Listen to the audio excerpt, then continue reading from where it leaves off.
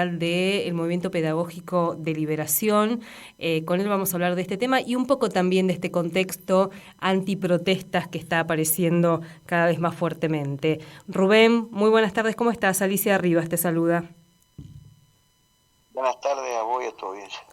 Bueno, contanos un poco, mañana hay una convocatoria del MPL. Sí, hay una convocatoria en virtud de que la situación de la docencia y en general de todos los trabajadores es crítica por el proceso económico adverso que estamos viviendo todos, ¿no es cierto? Uh-huh. Acá a esta altura no hay cosecha, por lo cual la situación empeora siempre en esta época del año. Y también ahora entre los que se atreven a organizarse están los trabajadores de la educación que en el periodo de mal llamado vacaciones se quedan sin trabajo, ¿no es cierto? Se Uh-huh.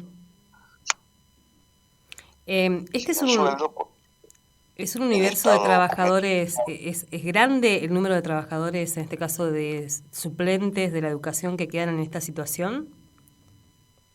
Hay escuelas, las viejas escuelas de Monte Carlo sufren el recambio, ¿no? Mucha gente se jubila y aparece, o antes de jubilarse, o por enfermedad, hay muchos suplentes, ¿no? Uh-huh. Y esos suplentes, cuando el Estado no quiere pagar en el receso, lo que hace es, que está enfermo. Por ejemplo, hay suplentes de pacientes oncológicos que nosotros decimos el Estado lo cura en diciembre y lo vuelve a enfermar en marzo para no pagarle al suplente los periodos de vacaciones, ¿no? Uh-huh. Eso genera un desastre en las familias que dependen de ese ingreso. Y además, digamos, el estatuto te deja un vacío ahí. Y esto también tiene que un llamado de atención a los sindicatos, porque el sindicato no solamente está para defender las leyes que son muchas veces consenso entre viejas burocracias sindicales y el patrón, sino también debe ser un instrumento para mejorar y conquistar derechos. Es una vergüenza que permitamos que el Estado, que debe bregar por cuidar a sus trabajadores, lo deje al borde del hambre y cometa atrocidades como esto, digamos, ¿no? Uh-huh. Entonces, por eso ya hemos tenido una audiencia esta semana. La respuesta fue un ni, más que ni, casi que no. Y entonces la gente se empezó a organizar y vamos a salir este sábado a la ruta a manifestar la necesidad de que el Estado se haga cargo de estos trabajadores, Uh-huh. porque son muchísimos y quedan al borde del hambre todos los años, porque ellos te dicen que pagan proporcional vacaciones, sí, pero hay gente que trabaja pocos días y generalmente siempre a comienzo de año hay conflictos y esta gente termina percibiendo sus primeros haberes en abril con suerte. Uh-huh. Entonces mucho tiempo lo que queda de ingreso, ¿no? Y son muchos en el norte, porque acá hay un proceso de recambio generacional muy grande, muy grande, y también hay muchas enfermedades que son fruto de que el Estado no cuidó a sus trabajadores. En vez de jubilarlo a los 25 años, lo llevó a 30, la gente por sostener el 82% va hasta los 37 años de antigüedad. Y eso generó un deterioro muy grande en las plantas funcionales de las escuelas. Uh-huh. Además Y hay la algo, verdad, también Rubén, que cuando charlábamos por ahí con docentes de esa zona, desde hace mucho tiempo ya, tal vez el docente o el trabajador, la trabajadora de la educación de Posadas no lo pueda dimensionar, pero en el interior las problemáticas de salud se perciben y se viven de una manera más difícil porque, bueno, el sistema sanitario concentra sus prestaciones acá en Posadas, digamos, ¿no? Todo se hace más difícil este ahí. año fuimos, este año fuimos con la gente de la zona de las papeleras, más al norte, de Esperanza, Banda. Tuvimos una audiencia con el propio IPS, porque no tenían ni el programa para hacerse un PAS, ¿no? De PAS. para la mujer no había. Uh-huh. Entonces son cosas muy elementales que deben decir. Nosotros no tenemos médicos, no tenemos pediatras, la verdad no tenemos nada. Y pagamos como cualquier otro los servicios. Y a veces eso hace que el trabajador soporte enfermedades que podrían ser atendidas a tiempo o generar menor erogación en el propio Estado y en el propio sistema de salud. Es lo que generalmente se dice, se deja estar. No es que se deja estar, no hay atención, Uh-huh. no hay posibilidades de acá, y terminan con patologías que después son lamentables. Además hay muchos casos de lupus, es impresionante. Lupus, cáncer, Uh-huh. Nos, muchas enfermedades óseas en nuestra zona. La verdad es que incluso enfermedades mentales ha crecido enormemente. uh-huh.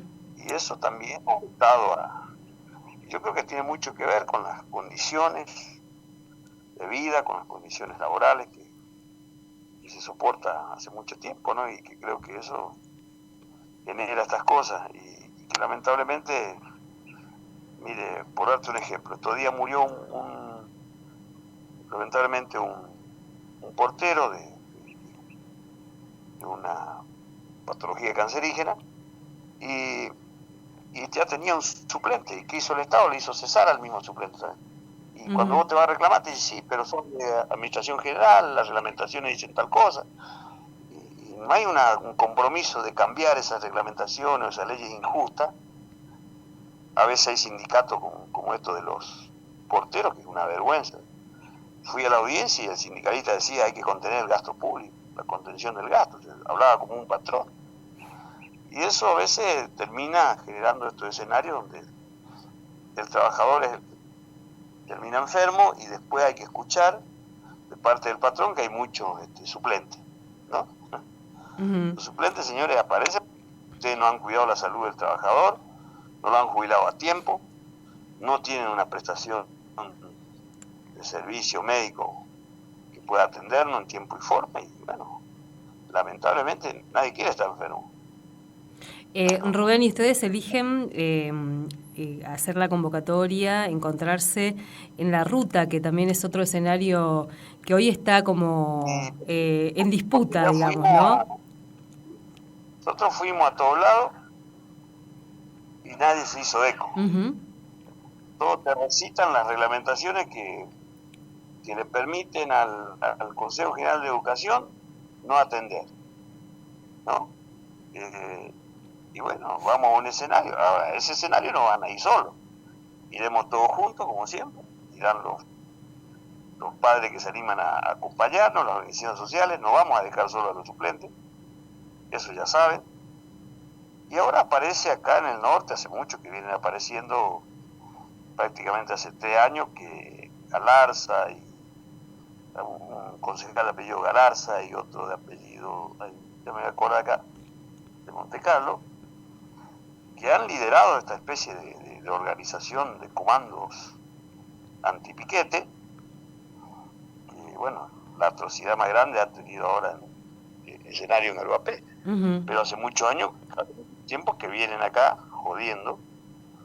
Primero nos acosaron tremendamente la justicia, todo este año fue terrible. Además de la ayuda de un sector, de la prensa muy adicta a la renovación, le dan los espacios, en fin.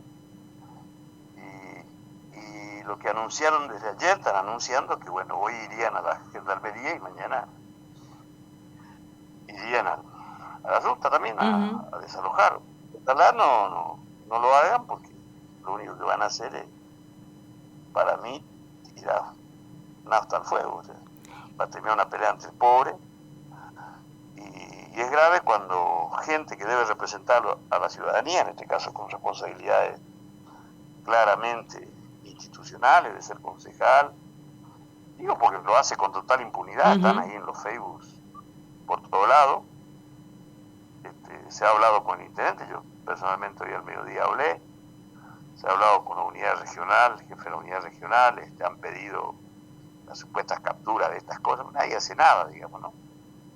Yo digo que una cosa es ellos cuando hacen las manifestaciones, porque estos señores también hacen sus manifestaciones cuando que a veces nosotros también somos conscientes que tienen razón por los precios de algunos productos, hacen con maquinarias pesadas los domingos, los sábados de tarde, rompen toda lo poco asfalto que tenemos todavía acá en el centro, ponen cargadoras de 20, 12, 13 mil kilos sobre ese asfalto, digo en el centro de la ciudad, donde está prohibido también si uno quiere, pero jamás vamos a criticar eso. Yo estoy solamente señalando nomás las contradicciones de estos personajes. Además acá está como en...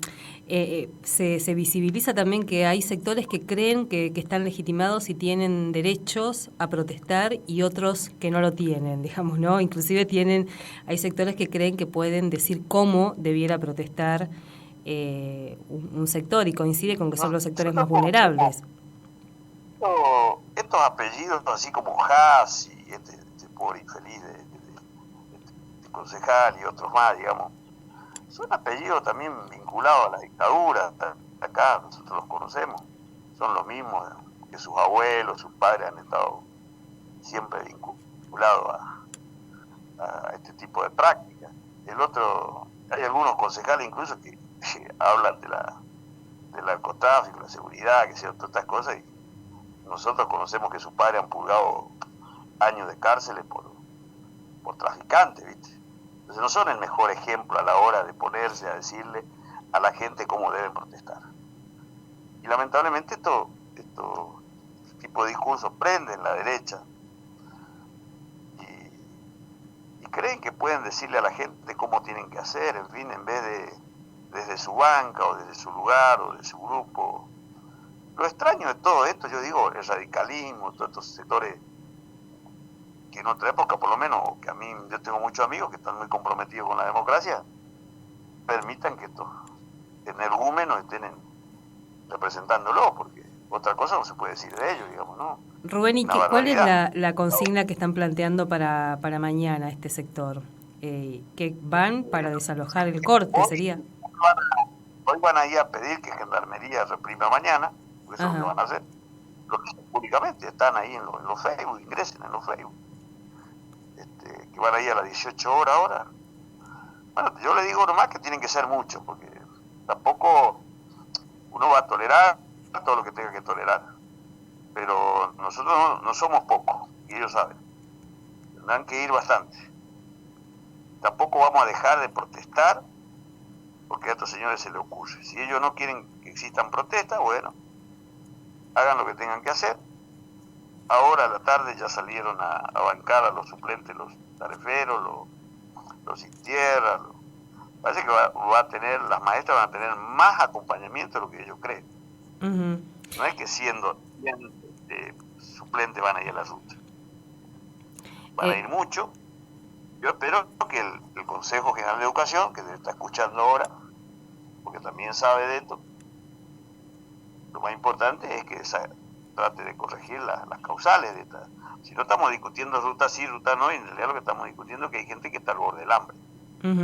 Y estos que son pseudo opositores, porque realmente son pseudo, después se dan de que son anti-renovadores. Cuando la gente visibiliza las malas políticas de la renovación, ellos instalan estos temas que son cortinas de humo para que no se resuelva el problema de los trabajadores.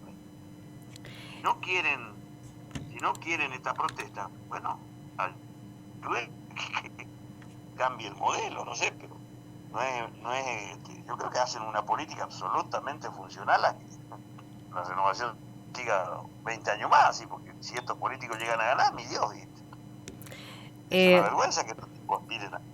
Rubén, seguramente en la semana que viene vamos a volver a charlar para también contar un poco cómo fue la jornada. Ojalá no hagan lo que dicen que van a hacer, porque la gente va a ir bastante. Y se hacen, que claro que es absoluta responsabilidad.